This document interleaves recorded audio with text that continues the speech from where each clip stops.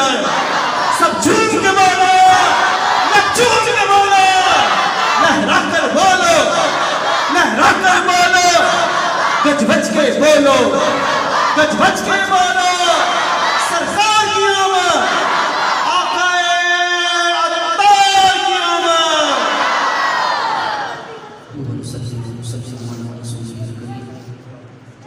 اما بعد فاعوذ باللہ من الشیطان الرجیم بسم اللہ الرحمن الرحیم قال اللہ تبارک و تعالی فی القرآن المجید قل ان کنتم تحبون اللہ فاتبعونی یحببکم اللہ ویغفر لکم ذنوبکم واللہ غفور رحیم قال النبی صلی اللہ علیہ وآلہ وسلم لا یؤمن احدکم حتی اکون احب الیہ من والدہ وولدہ والناس اجمعین صدق اللہ العظیم وصدق رسولنا نبی کریم الامین ونحن علی ذلک لمن الشاہدین ومن الشاکرین والحمد للہ رب العالمین قال اللہ تبارک و تعالی فی مقام آخر فی شان حبیبہ ومحبوبہ ومقصودہ ومطلوبہ مخبرا معامرا ان اللہ وملائکتہ یصلون علی النبی یا ایھا الذین آمنوا صلوا علیہ وسلموا تسلیما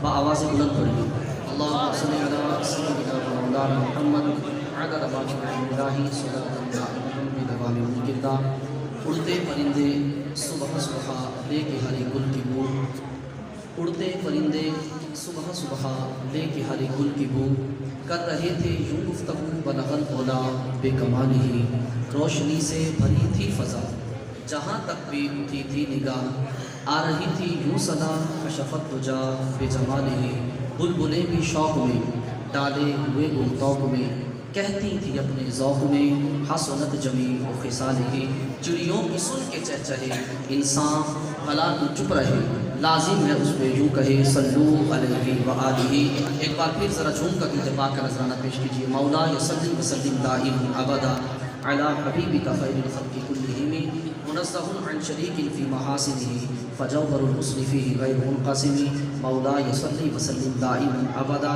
علی حبیبک خیر الخلق کلہم حمد و صلوات کے بعد میں نہایت مشکور ہوں جناب حافظ بھائی محمد اویس رضا قادری صاحب کا کہ جن کی شادی خانہ آبادی کے سلسلے میں محفل پر مجھے چند معروضات پیش کرنے کے لیے مدعو کیا گیا میں اللہ کی بارگاہ میں دعا کرتا ہوں کہ خالق کائنات ہماری اس محفل کو از ابتدا تا انتہا اس کے اندر کلمہ خیر بولا جائے اللہ رب العالمین سب کو ہمارے اویس بھائی کی شادی کے لیے خانہ آبادی فرمائے اور اللہ رب العالمین درمیان میں آنے والی رکاوٹیں جو پریشانیاں ہیں محض اپنی رحمت سے دور فرما کر ان کی شادی کو خانہ آبادی فرمائے اپنی توجہ کا مرکز تھوڑی دیر کے لیے میری گفتگو کو کیجیے گا میں زیادہ لمبا بیان کرنے کا عادی نہیں مختصر بیان ہوگا انشاءاللہ جتنی آپ کے اندر کیمسٹری ہے سائیکالوجی کے اعتبار سے میں اتنی ہی گفتگو آپ کے ساتھ کروں گا انشاءاللہ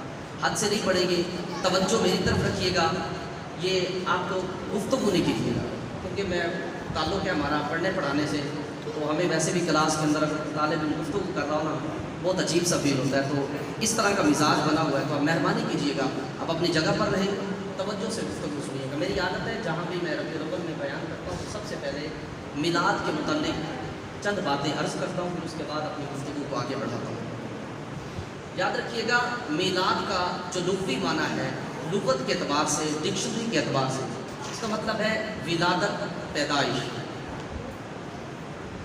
جیسا کہ آپ دیکھتے ہیں کہ جب آپ کہیں پر عربی کے اندر کوئی سرٹیفکیٹ لیں گے نا تو اس کے اوپر برتھ سرٹیفکیٹ جو ہوتا ہے لیں گے تو عربی کے اندر ہوگا تو اس کے اندر لکھا ہوگا تاریخ و میلادہ اس کے پیدا ہونے کی تاریخ تو لفظ میلاد کا لغوی جو لغت کے اعتبار سے معنی ہے وہ ہے ولادت پیدائش اور اہل سنت و جماعت کے نزدیک جو معتبر اور مسلمہ تعریف ہے یعنی جس کی بنیاد پر ہم آگے چل کے میلاد کو ثابت کرتے ہیں جو ہماری مستند کتب کے اندر تعریف درج ہے میں وہ آپ کے سامنے عرض کرتا ہوں نبی پاک علیہ السلام کی ولادت کو بیان کرنا حضور علیہ السلام کی ولادت کے وقت جو واقعات رونما ہوئے ان کو بیان کرنا نبی پاک علیہ السلام کے معجزات کو بیان کرنا، آقا علیہ السلام کے خصائص، آقا علیہ السلام کے شمائل کو بیان کرنا، ان شورٹ مختصر آپ اتنا سمجھیے کہ نبی پاک علیہ السلام کی تعریف کرنا یہ حضور کا میلاد ہے۔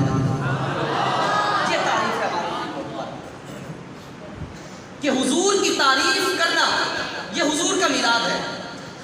اب اس تعریف کو آپ اپنے سامنے رکھنے کے بعد آپ قرآن مجید فرقان حمید سے لے کر افعال اہل سنت تک دیکھتے ہیں کہ کس نے میلاد کیا اور کس نے میلاد نہیں کیا، کس نے میلاد کیا اور کس نے میلاد نہیں کیا۔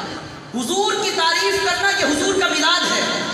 جب ہم نے یہ کہہ دیا کہ حضور کی تعریف کرنا حضور کا میلاد ہے، اب بندے 2 ہوں یا 100 ہوں بیٹھ کر میرے حضور کی ایک حدیث پڑھ دیں، حضور کے معجزے کو بیان کر دیں کہ میرے حضور کا میلاد ہے۔ کوئی ضرورت نہیں اتنا بڑا کراؤڈ اکٹھا کرنے ہے جی، اتنی بڑی سٹرنگتھ ہو جناب، 1000 ہو 1500 ہو، کوئی بات نہیں ہے، بڑی تعداد نہیں ہے آپ کے پاس۔ حضرت آپ گھر کے سربراہ ہیں، بچوں کو لے بیٹھ کر بتائیں میرے جب حضور پیدا ہوئے تھے نا تو بت منہ کے بل گر پڑے تھے، بتا دیں یہ میرے حضور کا میلاد ہے۔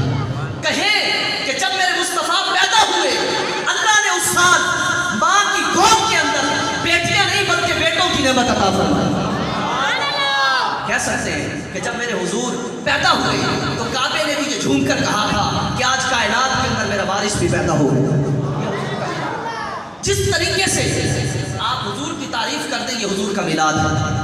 حضور کی تعریف کرنا حضور کا میلاد ہے۔ جب ہم نے یہ تعریف پڑھ لی کہ حضور کی تعریف حضور کا میلاد ہے، آپ قرآن اٹھا کر دیکھیے، اللہ جا بجا حضور کی تعریف کرتا ہے، مطلب جا بجا محبوب کا میلاد بیان کرتا ہے۔ کہیں پر فرماتا ہے والضحیٰ، محبوب تیرے چہرے کی قسم حضور کا میلاد بیان کرتا ہے۔ کہیں پر فرمایا واللیل اذا سجا، محبوب تیری زلف عنبرین کی قسم۔ کہیں پر فرمایا الم نشرح لک صدرک، محبوب ہم نے آپ کی خاطر آپ کے سینہ کو کشادہ کر دیا۔ کہیں پر فرمایا ورفعنا لک ذکرک، محبوب تیری خاطر ہم نے تیرے ذکر کو بلند کر دیا۔ کہیں پر اللہ فرماتا ہے ولسوف یعطیک ربک فترضی، محبوب تیرا رب تجھے اتنا عطا کرے گا کہ تو راضی ہو جائے گا۔ کہیں پر فرمایا وما ينطق عن الهوى ان هو الا وحی یوحی، تاکہ یہ تو اپنی مرضی سے کچھ بولتے نہیں، جو رب کہتا ہے وہ بولتے ہیں۔ کہیں پر فرماتا ہے وللآخرۃ خیر لک من الاولی، محبوب آپ کا ہر آنے والا لمحہ آپ کے گزرے ہوئے لمحے سے بہتر ہو۔ کہیں پر فرماتا ہے انا اعطیناک الکوثر، محبوب ہم نے آپ کو خیر کثیر عطا کیا۔ یہ حضور کا میلاد ہے۔ کہیں پر فرماتا لا اقسم بہذا البلد، محبوب تیرے شہر کی قسم۔ اب سوال اٹھتا ہے کہ مولا شہر کی قسم شاید اس لیے ہوگی کہ وہاں پر خانہ کعبہ ہے، حجر اسود ہے، جنت سے لایا وہ پتھر ہے، حضرت ابراہیم علیہ السلام کے قدم کے نشان موجود ہیں، جسے جائے نماز بنایا گیا۔ مولا یہ بھی تیری نشانی ہے نا، اور مولا صفا و مروہ بھی تیری نشانیاں ہیں۔ اللہ شاید اس لیے تو نے مکہ کی قسم یاد فرمائی، کہا نہیں اس لیے نہیں۔ مولا کیوں؟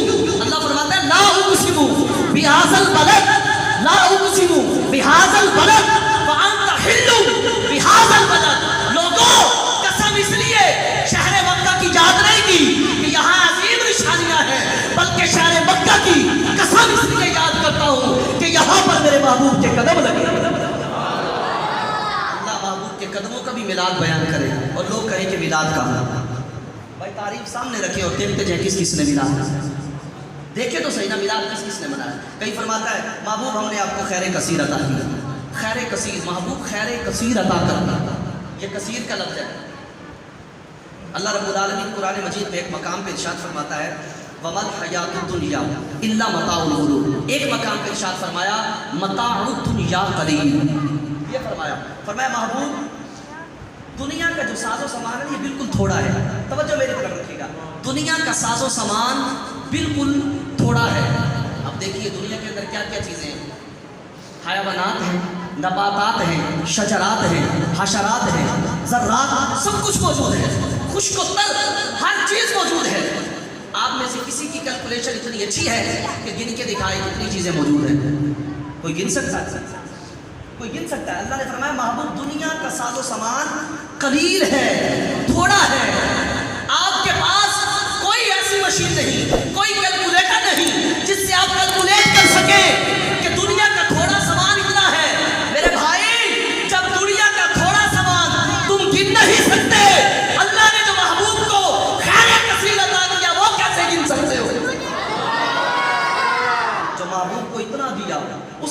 نہیں کر سکتا ہے، یہ اللہ نے محبوب کو عطا فرمایا۔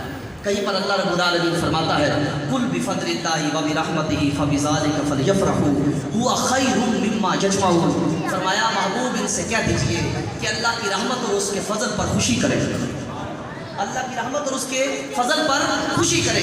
ایمانداری سے بتائیے گا اللہ نے کتنی رحمتیں دی ہیں، اولاد بھی تو رحمت ہے، لیکن اگر نافرمان ہو جائے تو زحمت ہے، پانی رحمت ہے، اگر حد سے بڑھ جائے طوفان کی صورت اختیار کر لے تو زحمت ہے، ہوا رحمت ہے، اگر یہی آندھی کی صورت اختیار کر لے تو زحمت ہے۔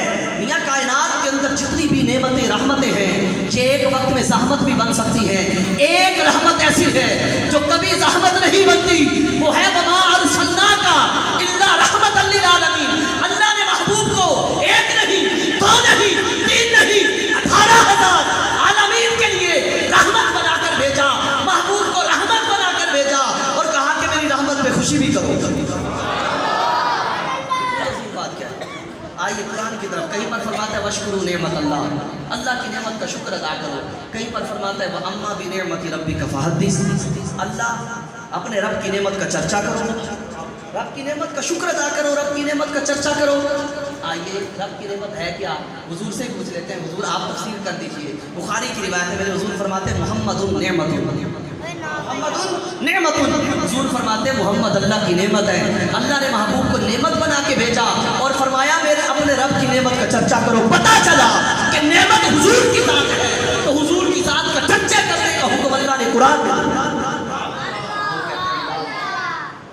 بات ہے کرنے والی کے میلاد کا، یار قرآن پورا میرے حضور کے میلاد سے بات سمجھے، ادھر ادھر نہ جائیں، باتیں نہ کریں، یہ نہ ہو کہ آپ آئیں جہاں پر بھی آ کے بیٹھ کے چلے گئے اور گفتگو سنی، وہ جو مولانا روم فرماتے ہیں نشستن گفتن برخاستن، آئے بیٹھے گفتگو کی اور نکل گئے، نہ بھائی پلے باندھ کے جانا ہے، آج کی محفل سے کچھ پلے باندھ کے جانا ہے، ایسا ہرگز نہ کریں، بلکہ گفتگو کو سمجھیں۔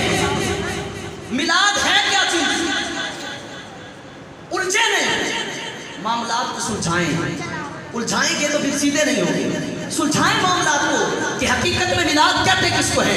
جب بتا دیا کہ حضور کی تعریف حضور کا میلاد ہے، اب عالم ارواح سے لے کر آج تک دیکھو جنہوں نے بھی جو کچھ کہا ہے حضور کی تعریف میں لکھا ہے، مطلب حضور کا میلاد بیان ہے۔ آئیے صحابہ کی بارگاہ میں چلتے ہیں۔ حضرت کعب الاحبار رضی اللہ تعالیٰ عنہ کے پاس ابن عباس رضی اللہ تعالیٰ عنہ، حضرت کعب الاحبار اسلام لانے سے پہلے یہودیوں کے بہت بڑے عالم تھے اور تورات کے حافظ تھے۔ حضرت ابن عباس رضی اللہ تعالیٰ عنہ حاضر ہوتے ہیں، آپ آ کر کہتے ہیں کعب الاحبار مجھے وہ حضور کا میلاد تو سناؤ جو تم نے تورات کے اندر پڑھا ہے، حضور کی وہ تعریف تو سناؤ جو تم نے تورات کے اندر پڑھی ہے۔ حضرت ابن عباس کہتے ہیں کہ شروع سے لے کر آخر تک حضرت کعب الاحبار نے حضور کا وہ پورا میلاد بیان کیا جو اللہ نے تورات کے اندر بیان کیا۔ حضرت عطا بن یسار رضی اللہ تعالیٰ عنہ کہتے ہیں کہ میں عمر بن عاص کے پاس گیا، میں نے کہا آپ بھی سنائیے تورات کے اندر میرے حضور کا میلاد کیا ہے۔ کہا کہ حضرت عمر بن عاص نے شروع سے لے کر آخر تک وہ ساری حضور کی تعریف بیان کی جو تورات کے اندر موجود تھی۔ لوگ کہتے ہیں میلاد کہاں ہے؟ بھائی سب نے میلاد کیا، سب نے میلاد کیا۔ آؤ صاحب، نبی پاک علیہ السلام کی حدیث پاک بخاری مسلم کے اندر نسائی کے اندر بھی موجود ہے۔ آقا اسلام فرماتے ہیں خرج علی حلقۃ جانب الصحابہ، آقا اسلام صحابہ کے حلقے پر تشریف لائے، صحابہ مسجد نبوی کے اندر تشریف فرماتے، حضور تشریف لے کر آئے، دیکھا کہ صحابہ حلقہ بنا کر بیٹھے، میرے نبی پاک علیہ السلام نے ارشاد فرمایا ما اجلسکم، صحابہ یہ جلسہ کیوں کیا ہوا ہے؟ یہ جلسہ کیوں کیا ہوا ہے؟ اس جلوس کی وجہ کیا ہے؟ کیوں بیٹھے ہو؟ صحابہ نے کہا جلسنا ندعو اللہ ونحمدہ علی ما ہدانا لدینہ ومن علینا بک، کہا کہ حضور ہم بیٹھے اس لیے ہیں، کہا کہ آپ کے صدقے اللہ نے جو ہمیں دین کی ہدایت عطا فرمائی ہے اس بات پر اللہ کو پکار رہے ہیں، اللہ کو پکار رہے ہیں، اللہ کی حمد بیان کر رہے ہیں، اللہ کا شکر ادا کر رہے ہیں۔ کہا کہ اتنا نہیں، کہا کہ حضور اللہ نے آپ کے صدقے دین عطا کیا، اس بات میں بھی اللہ کا شکر ادا کر رہے ہیں۔ ومن علینا بک، اللہ نے آپ کو بھیج کر جو احسان کیا اس احسان پر بھی اللہ کا شکر ادا کر رہے ہیں۔ ابھی بات ختم، حضور نے فرمایا آ اللہ ما اجلسکم الا ذالک، حضور نے فرمایا صحابہ قسم دیتے ہو کہ تم یہی کام کر رہے ہو۔ میرے حضور نے مورے لگائی بیٹھ کوئی بات کچی نہ رہ جائے، بعد میں کوئی اٹھ کے یہ نہ کہہ دے کہ یہ کیسے تھا تو یہ کیسے تھا، پتہ نہیں کیا یا نہیں کیا۔ میرے حضور نے ساری وضاحتیں کر دی، کہا کہ اللہم اجلسکم الا ذالک، صحابہ قسم دیتے ہو کہ صرف یہی کام کر رہے تھے، اس کے علاوہ اور کوئی کام نہیں تھا۔ اب بتائیے یار وہ صحابی جو بنا حضور کے پوچھے حضور پر جان قربان کرنے کے لیے تیار رہے، جنہوں نے حضور علیہ السلام کی زبان سے نکلے ہوئے کلموں پر اعتماد کیا۔ رب کو دیکھا تھا صحابہ نے؟ نہیں دیکھا تھا۔ حضور نے فرمایا اللہ واحد، صحابہ نے کہا جی حضور لبیک اللہ ایک ہے۔ اتنی بڑی گواہی کا اقرار کر لیا، اتنی بڑی شہادت پر اقرار کر لیا، اللہ ایک ہے، دیکھا نہیں۔ جو اتنی بڑی بات بن دیکھے مانے بیٹھے تھے، اب ان کی بات میں کوئی شک تھا؟ لیکن نہیں، صحابہ نے قسم دے دی۔ صحابہ نے کہا اللہ ما اجلسنا الا ذالک، کہا حضور خدا کی قسم ہم یہی کام کر رہے تھے، آپ کی آمد پر اللہ کا شکر ادا کر رہے تھے۔ اب حضور نے وضاحت کر دی، حضور نے فرمایا اما انی لما استحلف تہمۃ لکم، حضور نے فرمایا صحابہ پریشان نہیں ہونا، میں نے تم سے شک کی بنا پر قسم نہیں دی، ایسا نہیں کہ مجھے تم پر کوئی شک تھا، مجھے تم پر کوئی شک تھا، ایسا نہیں، بلکہ بات کچھ اور ہے۔ حضور فرماتے ہیں میں تو اپنے کاشانہ اقدس میں بیٹھا تھا، میں تو اپنے کاشانہ اقدس میں بیٹھا تھا۔ حضور فرماتے ہیں کہ اتانی جبریل، میرے پاس جبریل طائر سدرہ آئے، فاخبرنی ان اللہ یباہی بکم الملائکہ، مجھے جبرائیل نے آ کر بتایا حضور چاہیے غلاموں کا انداز دیکھیے، آپ کے غلام مسجد نبوی میں بیٹھ کر جو کام کر رہے ہیں، اس کام پر اللہ عرشوں میں فرشتوں پر فخر فرما رہا ہے کہ دیکھو میرا یار کیا ان کے اندر، میرا یار کب کا گیا، لیکن آج تک بھی میری یار کی آمد پر میرا شکر ادا کر رہے ہیں۔ پتا چلا کہ جو فرش زمین پر حضور کی آمد کا چرچا کرتا ہے، اللہ عرشوں میں اس کا چرچا کرتا ہے۔ یہ تو صحابہ نے خود کیا، صحابہ یہ کام خود کیا کرتے تھے، اور آپ کو بتا دیا کہ حضور کی تعریف حضور کا میلاد ہے، بات ختم ہو گئی۔ بخاری شریف اٹھا کر دیکھیے، بخاری شریف کے اندر امام بخاری نے پورا ایک چیپٹر باندھا ہے حضور کی تعریف پر، حضور کے خصائص پر، مطلب حضور کے میلاد پر۔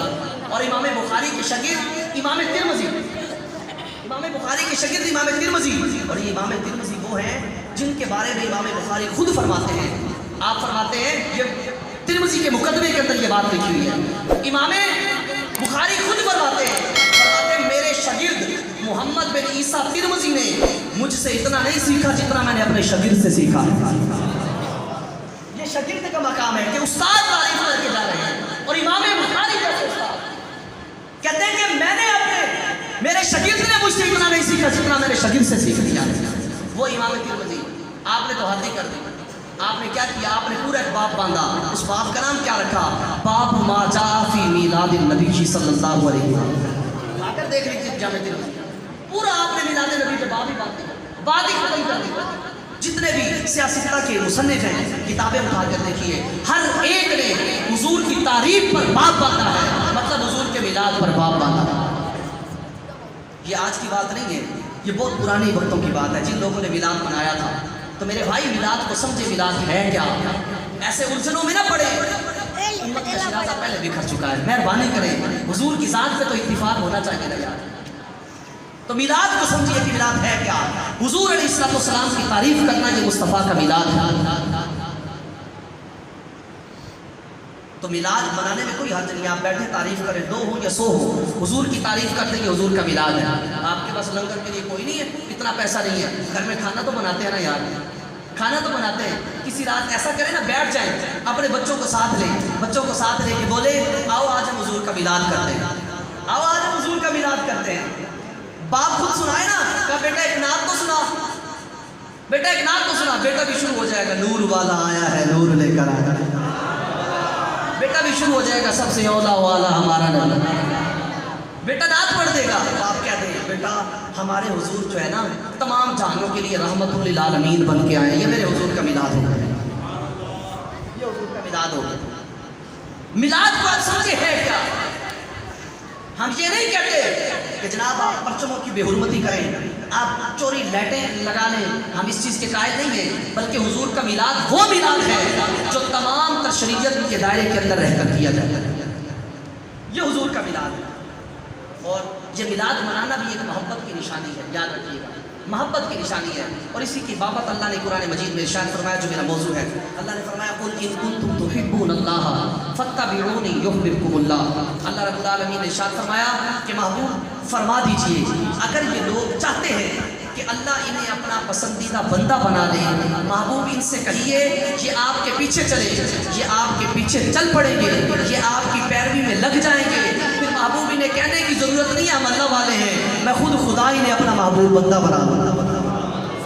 آج تو لوگ کہتے ہیں ہم اللہ والے ہیں، ہم اللہ والے ہیں، لوگ کہتے ہیں ہم اللہ والے ہیں، جی ہم اللہ والے ہیں، لوگ کہتے ہیں بربلا کہتے ہیں۔ اور بھائی ضابطہ دیا، کسوٹی دی، قانون دیا، قاعدہ دیا، وہ قاعدہ یہ ہے محبوب ان سے کہیے یہ لاکھ بلند بلند دعوے کرتے رہے، عبادتیں کرتے رہے، ریاضتیں کرتے رہے، محبوب اگر یہ چیری چوکھٹ سے دور ہے تو ان کی عبادت ان کو میرے قریب نہیں کر سکتی۔ محبوب ایک ہی کلیہ ہے، ایک ہی قاعدہ ہے، ایک ہی اصول ہے کہ تیری بارگاہ میں آ جائیں، تیرے پیچھے چل پڑے۔ محبوب انہیں کہنے کی عادت نہیں، میں خود خدا ہی نے اپنا محبوب بندہ بنا دیا۔ صحابہ کا یہ تو انداز تھا، صحابہ کا یہی تو انداز تھا۔ جب نبی پاک علیہ الصلوۃ والسلام مدینے سے عمرہ کرنے کے لیے مکہ تشریف لے کر گئے تو کفار کو پتہ چلا کہ لگتا ہی ہم سے جنگ کرنے کے لیے آ رہے ہیں۔ کفار کو پتہ چلا تو باتیں چلی، حضور تک خبر پہنچی، حضور نے حدیبیہ کے مقام پر قیام فرما دیا۔ حدیبیہ کے مقام پر حضور ٹھہرے، جب آ کر علیہ الصلوۃ والسلام حدیبیہ کے مقام پر ٹھہرے تو اب سفیروں کے ذریعے، خط و کتابت کے ذریعے مذاکرات چلنے لگے۔ آ کر اسلام نے حضرت عثمان غنی کو سفیر بنا کے بھیجا، کہا عثمان جاؤ، تمہارے قبیلے کے لوگ ہیں، قریش ہیں، جاؤ ان سے بات کر کے آؤ، ہم تو نہتے ہیں، ہم کون سا جنگ کرنے کے لیے آئے ہیں، ہم تو خانہ کعبہ کا طواف کرنے کے لیے، ہمارا مقصد اور کچھ بھی نہیں ہے، جاؤ عثمان ان سے جا کر کہو۔ حضرت عثمان چلے، خانہ کعبہ کے گرد وہ کفار قریش بیٹھے تھے، ان سے جا کر بات کی، کہا کفار قریش ہمارے نبی کوئی لڑنے تھوڑی آئے ہیں، ہم تو نہتے ہیں، کوئی جنگ کا ارادہ نہیں ہے، ہم تو خانہ کعبہ کا طواف کرنے ہیں، دیدار کعبہ کے لیے ہمارے حضور حاضر ہوئے ہیں۔ کہا کہ ایسا کرو، یہ جنگ بند کا کوئی موڈ نہیں ہے، سائڈ پہ ہو، ہمیں عمرہ کرنے دو، ہم امن امان کے ساتھ عمرہ کریں گے، ہم وعدہ کرتے ہیں کہ کوئی تمہارا نقصان نہیں ہوگا، ہم واپس پلٹ جائیں گے، واپس پلٹ جائیں گے۔ حضرت عثمان سے پتہ ہے وہ کفار قریش کیا کہتے ہیں؟ کہتے ہیں عثمان تم ہمارے خاندان کے قبیلے کے ہو، ان شئت ان تطوف بالبیت فطف بہ، یہ سامنے کعبہ کھڑا ہے، جاؤ جا کر طواف کر لو اور واپس جاؤ، تمہارے نبی کو طواف نہیں کرنے دیں گے، تمہارے نبی کو طواف نہیں کرنے دیں گے، یہ سامنے کعبہ ہے، جاؤ جا کر لپٹ جاؤ، طواف کرو، مرادیں مانگو، پلٹ جاؤ، ہم تمہارے نبی کو طواف نہیں کرنے دیں گے۔ حضرت عثمان نے کیا کہا؟ وہ ہماری طرح تھوڑی تھے، صحابی تھے۔ حضرت عثمان کیا کہتے ہیں؟ آپ نے فرمایا ما کنت لیفعل حتی یطوف بہ رسول اللہ، کہا کفار قریش عقل کا علاج کیا ہو، عثمان کے ایمان کو ہلکا سمجھا ہے، عثمان اس وقت تک کعبے کی طرف نظر بھی نہیں اٹھائے گا جب تک عثمان کا مصطفیٰ پہلے آ کر طواف نہیں کرے۔ حضرت عثمان کی ترجمانی بریلی کے تاجدار کرتے ہیں، کہا بخدا خدا کا یہی ہے در، بخدا خدا کا یہی ہے در، نہیں اور کوئی مفر مکر جو وہاں سے ہو یہیں آ کے ہو، جہاں نہیں وہ وہاں نہیں، پھر کے گلی گلی تباہ، ٹھوکریں سب کی کھائیں کیوں، دل کو جو عقل دے خدا تیری گلی سے جائیں کیوں، جان ہے عشق مصطفیٰ روز فضو کرے خدا، جس کو ہو درد کا مزہ وہ ناز دوا اٹھائے۔ یہ ہے عشق تھا، یہ محبت تھی۔ اور ہمارے یہاں دنیا کے اندر ہمارے جامعۃ المدینہ قادر الرحمہ کے ناظم صاحب مولانا جماعت مدنی صاحب تشریف لائے ہوئے ہیں، میں التماس کروں گا کہ آپ اسٹیج کی زینت پر تشریف لائیں۔ یاد رکھیے گا ہمارے ہاں دنیا میں لوگوں کے لیے نا محبت کے 5 اصول ہیں، توجہ میری طرف رکھیے گا، محبت کے 5 اصول ہیں۔ پہلا اصول، ہم اگر کسی سے محبت کرنی ہو نا تو اس کے حسن کی وجہ سے کرتے ہیں کہ یہ حسین ہے اس لیے اسے محبت کرتے ہیں۔ نمبر 2، اس کے مال کی وجہ سے اس سے محبت کرتے ہیں۔ نمبر 3، اس کے عالی خاندان سے ہونے کی وجہ سے محبت کرتے ہیں۔ نمبر 4،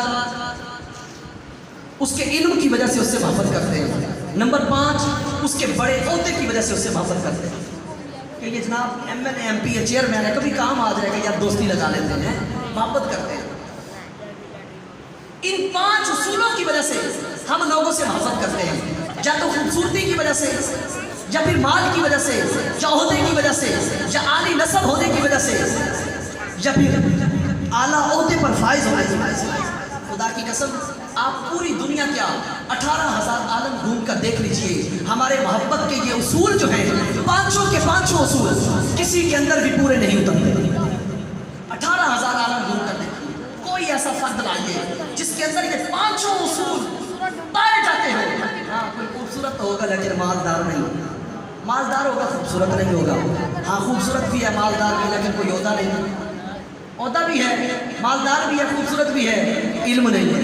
باقی 4 چیزیں ہیں اعلی نسب نہیں. کسی کے اندر کوئی نہ کوئی خامی پائی جائے گی، کسی کے اندر کوئی نہ کوئی خامی پائی جائے گی. کائنات کے اندر اللہ نے صرف ایک ہستی کو ایسا بنایا ہے جس کے اندر 500 اصول کامل نہیں اکمل طور پر پائے جاتے ہیں. وہ ہستی میرے اور آپ کے مصطفیٰ کی ہستی. اگر حضور کے حسن کو دیکھیے تو بات ہی ختم ہو جاتی ہے. شاہ ولی اللہ محدث دل بھی فرماتے ہیں میں نے خواب میں حضور کی زیارت کی، میں نے خواب میں حضور کی زیارت کی. آپ فرماتے ہیں میں نے خواب میں حضور کی زیارت کی تو میں نے حضور سے کہا کہ حضور انا امرہ و اخی یوسف اصبح. حضور آپ کا فرمان ہے کہ میرا حسن نمکین ہے اور میرے بھائی یوسف کا حسن میٹھا ہے. خواب کے اندر زیارت کی اور حضور کی خواب کے اندر زیارت حق ہے. اور ہم تو مانتے ہیں نا، مجھے دوسرے بھائی نہیں مانتے، انہوں نے بھی اپنی کتابوں کے اندر لکھا ہے کہ حضور خواب کے اندر زیارت کروا سکتے ہیں. بلکہ ہمارے ایک امام کے بارے میں بھی لکھ کر گئے ہیں، ہمارے ایک امام کے بارے میں بھی لکھ کر گئے. کیا لکھتے ہیں؟